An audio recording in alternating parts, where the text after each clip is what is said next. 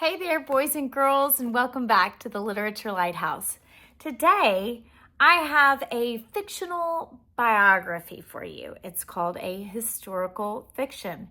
It's a story based on some things that are true. It's the story of Vivaldi's Four Seasons. Now, Vivaldi was a real composer who made beautiful music. And one of his masterpieces is The Four Seasons. And after we read this book together, I hope you will ask your mom or dad or your caregiver to go play The Four Seasons for you. And I hope you can imagine the seasons coming to life. This is a really great story about the children who played the music for Vivaldi's Four Seasons. Are you ready? I hope to share some light and joy and wonder as we learn about Vivaldi's Four Seasons. Are you ready? Let's go. Vivaldi's Four Seasons, written by Anna Harwell Celenza and illustrated by Joanne E. Kitchell.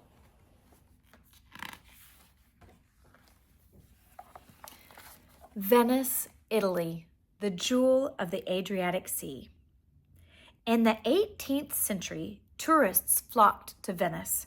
They strolled through St. Mark's Square and floated in gondolas under moonlight. Venice was an island of luxury and splendor. Most of all, it was a city of music. Opera flowed from the theaters. Folk songs drifted along the canals.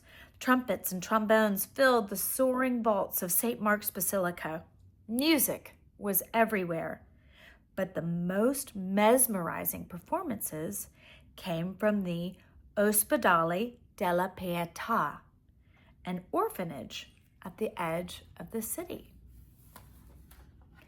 Each week, the Pietà hosted a concert. Visitors gathered in the Great Hall, eagerly awaiting the event. One by one, a dozen musicians appeared in the upper gallery. They raised their instruments, and within seconds, a sparkling wave of music splashed down from above. Soaring violins and violas merged with cellos and harpsichord. No one below could see the musicians' faces. A large, ornate grille hid them from view. The Pietà Orchestra was one of Italy's finest. Everyone knew the performers were special. All the musicians were young girls. The girls of the Pietà rarely left the orphanage.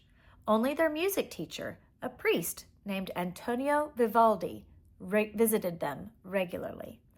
"Good morning, my young friends. Are you ready to work?" asked Vivaldi. "Yes, Padre Rossi," the girls responded as they fetched their instruments. They called him Padre Rossi, meaning Father Redhead, because of his red hair.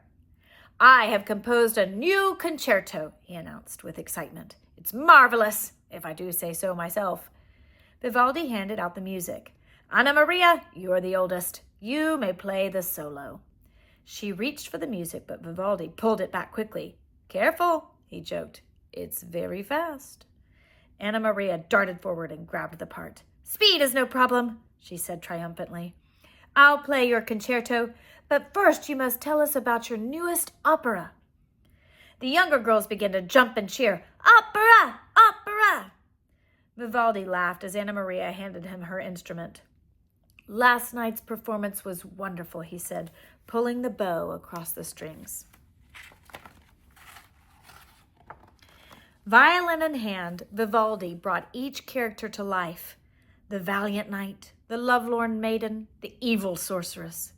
In their minds, the girls traveled to distant cities, climbed volcanoes, and danced in silk gowns. Padre Rossi understood that life in the orphanage was difficult. Many of the girls had physical disabilities. Paolina limped, Teresa was blind in one eye, and Magdalena had trouble breathing. Through music, Vivaldi helped the girls forget the hard realities of their lives, at least for a while. The only bad thing about Vivaldi's job was the orphanage's board of governors. "There's no need to fill the girls' heads with silly stories," the chief governor complained. "I'm only trying to spark their imaginations," Vivaldi responded. "Storytelling makes them better musicians." "Hogwash," snapped the chief governor. "Your job is to teach them proper playing technique. We won't put up with your folly forever. Anna Maria is a fine violinist. Before long, she will be able to lead the music lessons herself." The dreaded day came sooner than expected. On a rainy spring morning in 1718, the chief governor made a rare visit to the music room. "The time has come for you to go," he said to Vivaldi. "We are suspending your salary. Anna Maria will lead music lessons now." Vivaldi's face grew as red as his hair. Paolina and Magdalena started to cry. Anna Maria threw her music on the floor. "Enough!" shouted the chief governor. "My decision is final." The girls watched in silence as Padre Rossi packed his things and left. Without the girls, Vivaldi felt lost. "I need a fresh start," he thought to himself. "It's time I sought my fortune elsewhere." He traveled to Mantua in search of work. By day, he played his violin for princes and dukes. By night, he composed dozens of new pieces, operas and cantatas, sonatas and concertos. Vivaldi became an international success. Still, something was missing. The rainstorms of the Venetian spring, the buzzing bees of summer, the sweet apples of autumn, the frozen canals of winter. With each passing season, Vivaldi missed Venice more. Most of all, he missed his young friends at the Pietà. The governors of the Pietà followed Vivaldi's success with regret. "Why did we let him go?" moaned the chief governor. "We must find a way to lure him back." "You could offer him his old job," suggested one governor. "Ridiculous," snapped the chief governor. "We could never pay him what he's worth. Besides, Anna Maria is an excellent teacher, and she doesn't cost a thing." "We could invite him to visit, as a guest," suggested a second governor. "A visit would be nice," agreed the chief governor, "but I was hoping for something more permanent." "Why don't we ask him to compose for the girls on an ongoing basis?" said a third governor. "Vivaldi's music would draw bigger audiences. We could use the extra money to cover his cost." "Excellent suggestion," cried the chief governor. Vivaldi accepted the chief governor's offer and agreed to mail the orphanage 2 compositions a month. The girls were thrilled when the first package arrived. Inside, they found a bundle of music and a cryptic note. "My dear friends, enclosed you will find a concerto I composed here in Mantua. When I return to Venice in December, I will share the joys of spring with you. With affection, Padre Rossi." "The letter doesn't make sense," said Teresa. "We can't celebrate spring in December." Anna Maria examined the music. "Of course we can," she exclaimed. "Look, he's labeled the composition Spring." Magdalena clapped her hands. "He's got a new story for us," she said excitedly. "Hurry, there's no time to lose. We must begin practicing right away." Vivaldi visited the Pietà a few months later. Several years had passed since he'd seen his young friends, and when he walked through the door, the girls cheered and rushed to hug him. "Careful, girls, don't smother him," said Anna Maria, laughing. "Let's show Padre Rossi what we've learned." Still giggling with excitement, the girls took their places. "Spring greets you, Padre Rossi," Anna Maria exclaimed. The violins played a majestic march. Vivaldi began to narrate. "Spring has arrived," he said.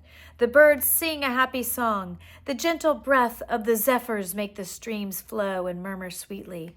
A soft breeze rose from the violins." "Thunder and lightning greet Lady Spring as well," said Vivaldi in an ominous voice. The orchestra exploded with thunderclaps. Lightning flashed with Anna Maria's violin. "When these outbursts finally fall silent," Vivaldi continued. The little birds come back with their happy song. The girls played the opening melody one last time as the warm spring sunlight returned. Marvelous, cried Vivaldi. He turned to Anna Maria. Brava, my dear. You've taught them well. Playing your music is always a joy, she replied, especially when you're here to fill in the story. Then let us not delay, he said. On to the next stanza of our musical poem. In this movement, we find ourselves in a meadow. Anna Maria, you are a sleeping goatherd. Violas, you are the goatherd's barking dog. What about the rest of us? Asked Paulina. You have the most important part, responded Vivaldi. You are nature herself, rustling grasses and murmuring trees. As the girls played, a lush landscape of sound spread across the room. When they came to the third movement, Teresa asked, This last part is a celebration, isn't it, Padre Rossi? Indeed it is, he answered. High on a mountaintop, a shepherd plays his pipes. Vivaldi took Teresa by the hand and skipped around the room. Dance, dance, he cried. Spring is here at last. The girls began playing a lilting tune. The sweet scent of flowers rose from their instruments. Nymphs and shepherds appeared. The joy of Vivaldi's spring filled the Pietà as the cold winds of winter blew outside. When the concerto concluded, Vivaldi cheered and clapped his hands. He placed a sheet of paper on the table. This is my sonnet to spring, he said. I wrote down the words so you'll never forget them. Silly Padre Rossi, Magdalena said with a laugh. We don't need the text. We have you here. Vivaldi looked confused. Didn't the chief governor tell you? He said. I haven't been asked to return as your teacher. He looked down at his shoes. Today was just a visit. Stunned by the news, the young girls looked to Anna Maria for guidance. She gently closed her music and put down her instrument. And then she walked over to her former teacher and shook his hand. Padre Rossi, you are always in our hearts, she said. Every time we play your music, we hear your wonderful stories. It's true, said Teresa, rushing forward to hug Vivaldi. The other girls followed. Vivaldi smiled and wiped away a tear. In the months that followed, new packages of music arrived at the orphanage. Summer, autumn, and winter among them. Anna Maria and the girls of the Pietà dazzled audiences with their virtuosic performances. Throughout the year, Vivaldi's stories played on through his music. And that is the end of Vivaldi's 4 seasons. I encourage you to go listen to one of them. Close your eyes and imagine how the music is painting a picture for your imagination of the season. Which season is your favorite? I hope you enjoyed this story and learning a little bit about Vivaldi and the Pietà orphanage. All right, have a wonderful day. Bye-bye.